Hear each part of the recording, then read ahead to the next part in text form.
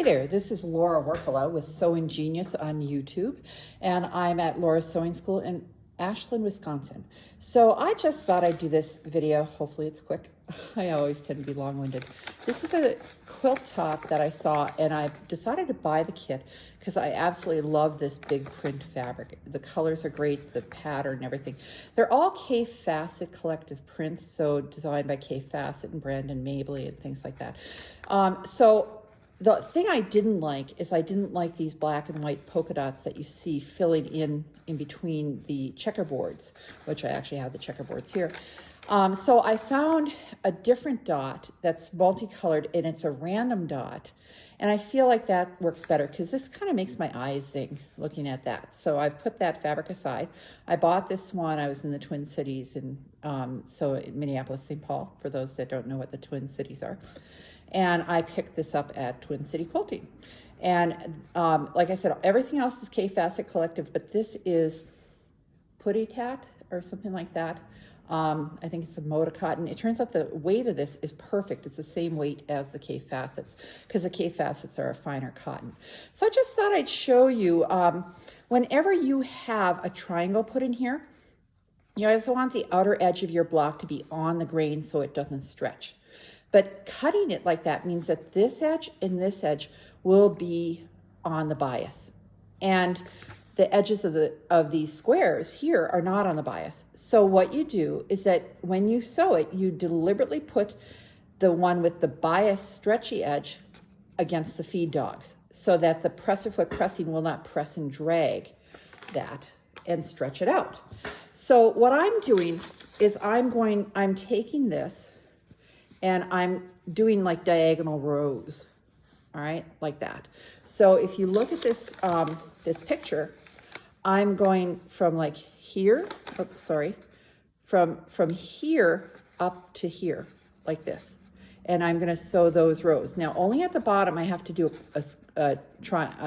half the size triangle of this. And in the pattern, I think it's in one of the K Facet books, they have you do 2 triangles here, and I decided to just do 1 to reduce the bulk. And I just thought it would look better, less disturbing to the dots. But here, here I actually, to make it work so that the grain line was here, I cut a 10.5 inch square and cut it diagonally twice to get this on the grain and then these 2 on the bias. Here, this has to be on the grain on the outer edges here. So I cut 7.5, which is a little big, but I cut 7.5 inch squares and cut them on the diagonal. And the reason that it's a little big is I was using my AccuQuilt Studio Cutter so that I did not have to cut them by hand. I've been having trouble with my arthritis this week. So anyway, so I've done all of these columns. I've done the right-hand side. Okay, actually, you know, this picture is reversed.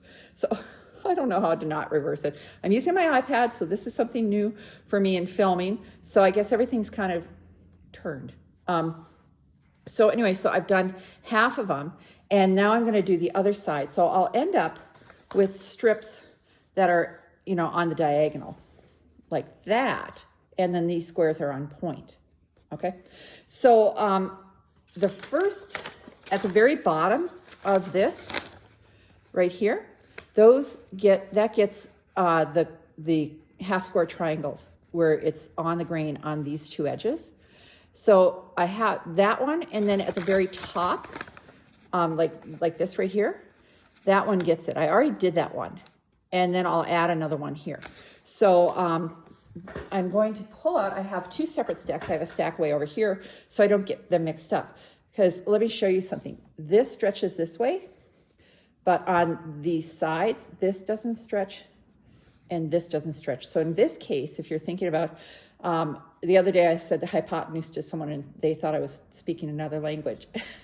If you cut a square in half, that diagonal cut is called the hypotenuse.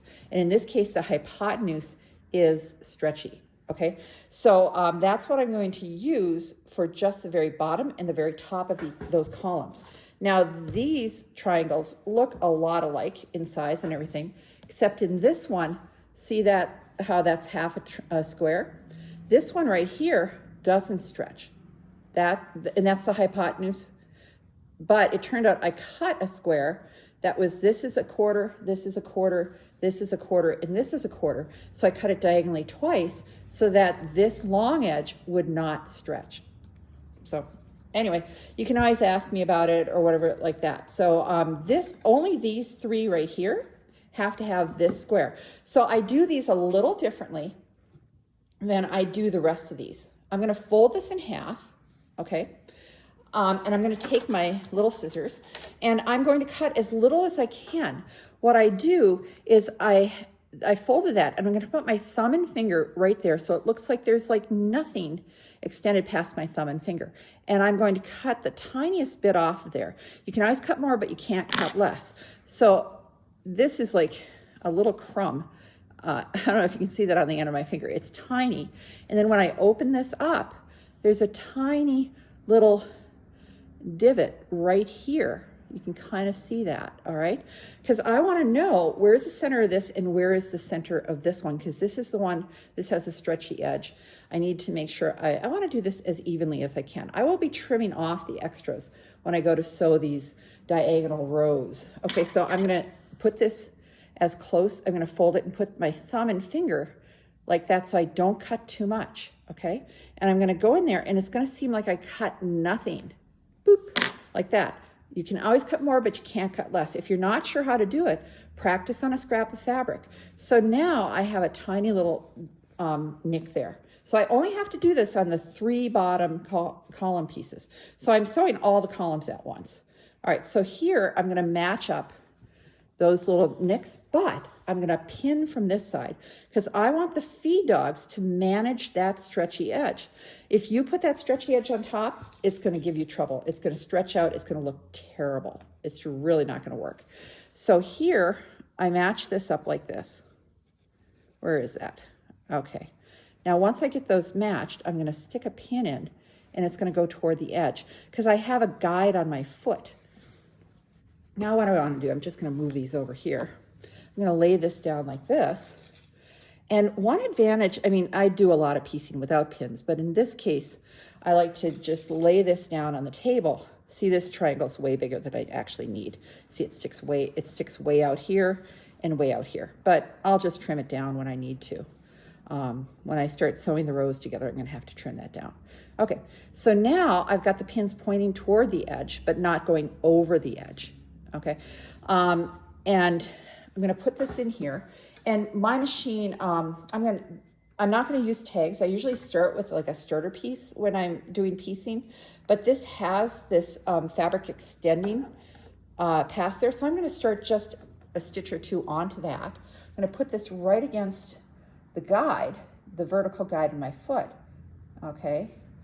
And then I'll just start, and as soon as it hits the fabric here, I'm going to start and pull that pin out because those pins can actually make things get crooked. Here, I'm just checking by pulling my finger to make sure that the edges are right on top of each other. But the feed dogs are going to manage that stretchy edge of that fabric, okay? I'm getting close to this pin. The weight, here, let me turn that off. Maybe you can see that better. The pressure on the foot can actually hit this pin and make things go crooked. So I'm going to pull that pin out now that I'm there, make sure the edges stay even. Now, this is way too long for me to sew across here and sew across another one. I'm going to use my cutter button. Now, when the cutter button works, it usually sweeps the top thread down below, but I find that it helps if I take my seam ripper and go like this to sweep that back out because otherwise it's hard to get my piece in. Okay, I'm just going to do this one more time and fold this in half to find my center. That's the easiest way to find your center instead of measuring, okay? Again, I'm going to put my thumbnail really close to the end, that little corner fold, and I'm going to cut. Can you see that on my thumb right there? How tiny that is? That's all I need to cut to be able to see my little divot right here, okay? Now I need, let's see, where are the, here they are, here are the ones that I need. You know, you don't want to mix up and put the wrong triangle on because the stretchiness is reversed on them. Okay, so I'm going to fold this triangle. This is the only time on this whole process that I'm doing that. So again, I'm putting my thumb like that, going to cut as little as possible off. You can always cut more, but you can't cut less. And then I'm going to have this tiny little divot. Oh, I don't know if you can see it. So it's really tiny, just believe me. Okay, I'm gonna put these together, but I do not wanna sew with this on top because that's going to stretch. So I'm gonna flip it over. I'm gonna pin in the middle first. Grab a pin out of my little pin dish. These are such cute pin dishes, but you can't get them anymore. So that's kind of too bad. I was thinking of buying some for my sewing school because they're so cute. So I'm glad I got one when I did. So I'm going to take, and I have the edges even, I'm going to hold that. I'm going to put the pin close to the surface, put it in, then lift and push through. And make sure that the edges are even when I do that. Now do this over here. Now I can go in here, and I already swept the seam ripper underneath there so that the thread isn't stuck underneath, because then I can't get this in the machine. Once it hits the top layer, I pull the pin out because I know it's holding that fabric together. Now, one thing that's nice about the pins, and I know this is probably not the best view. Sometimes I actually put my phone up here, but I thought I'd try this today, is that you can actually put your fingernail right against this pin to make sure it's going in taut, so that it's, and then you can steer from there. I'm gonna pull this middle pin out. Oops. Now, do you see here? I don't know that you can see that, but this right here was starting to flip. But I can stop, lift the presser foot, and tuck it underneath there. Pull that pin out before the foot goes over it, because that makes it do weird things. Cut the thread, pick that up and sweep it so that I don't have that be a problem. I'm going to skip over this one because that's the same process. And all the rest of these are going to get the other triangles. See, and it's going to go in. See this, what I like to do a lot of times is say, oh, okay, so that's the way this is going to go. It's going to make a parallelogram here. Okay. I don't know if you can see that. So it's like you have that, and then you have this, so it's going like this. So I'm making sure that my 90-degree corners match. So I'm going to go like this and flip this over here. But again, the edges I'm sewing together, this edge is bias, and this one is not. So I'm going to go like this, and I'm going to flip it over, and I'm going to match up these corners here, the 90-degree corners I want to be matched up. And I'm just going to hold that and slide that pin in there. I'm going to put this down on the table, make sure the edges are even, and slide a pin in there. What I found, for some reason, when I did all the other ones, and they're like, and I have to do a total of 42 of these triangles, so I must have done 21 of them, is that these edges right here, if I try and pin it, the pin just pulls the fabric, even though I'm really good at pinning, and pulls it so that this is sticking out, this black. So what I've been doing is turning this, making sure that's right on top and right in the right place, lift the presser foot and slide that in there. And I've been having good luck with that the edges stay more even than if I actually pinned it. So I'm going like that, pulling that middle pin in before I get to it, making sure the edges are even. I can always pull the fabric with my finger, almost, just because that can move one layer.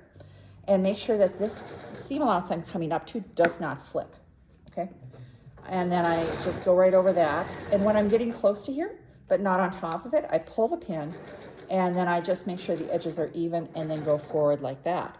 And I have been taking and cutting my thread with my cutter and sweeping underneath like that to get the thread out from below every time. Now, maybe you can see, it's not the best pic. Oh, there we go. There, you can see that. So I'm making that. What I'm going to do is, once I'm done pressing this new side, I'm going to cut off that pointed triangle up here, even with the ruler, and I'm going to cut off the one down here. And then I will be putting my diagonal rows together, okay? So anyway, I just thought I'd show you how I do that. I'm going to keep going with these triangles on the sides to make these diagonal rows. When I get to the very top here, when I get to the very top up here, I will switch to one of the small triangles Well, actually, I already have this one on, so I'll do this one, and then I'll add this one here once it's pressed, and I'll add another small triangle to the bottom once it's pressed. Then I can lay the rows out and start sewing them together. And at that point, what I am going to do, and I'll just tell you this because I might not do a video about this, is that I'm going to have a triangle here sewn to a regular block, and this is going to be on the bias, this won't be. And then here, this won't be on the bias, and this will.